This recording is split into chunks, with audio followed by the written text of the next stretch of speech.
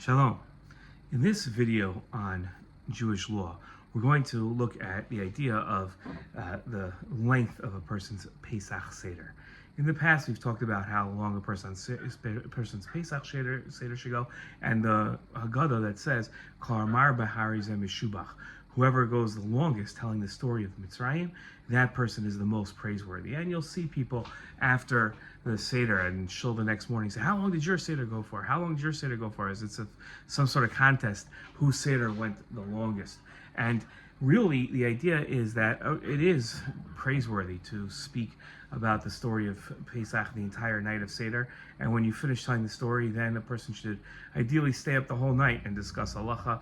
And that's what you see by the rabbis mentioned in the Haggadah, that they stayed up the entire night in Bnei Brak until their students had to come and tell them that it was time to recite Shema in the morning, that minyan was starting.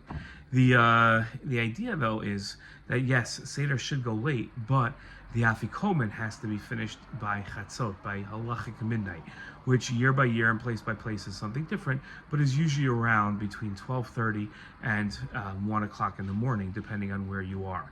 By that point, the Afikomon must be eaten. And then you can go on afterwards. That doesn't mean that the Seder is over. In fact, a lot of the Seder keeps going. And that doesn't mean that you have to stop telling the story at that point. You can still tell the story. You can even tell the story after the Seder is over. Let's say your Seder ends very early. Let's say you have people that want to end the Seder by 9:30, 10 p.m. That's fine. But then the mitzvah is that you can still go on and tell the story.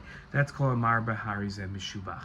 So, two laws that we learn here. Number one, that really we should eat our Afikomon by Chatzot, by halachic midnight.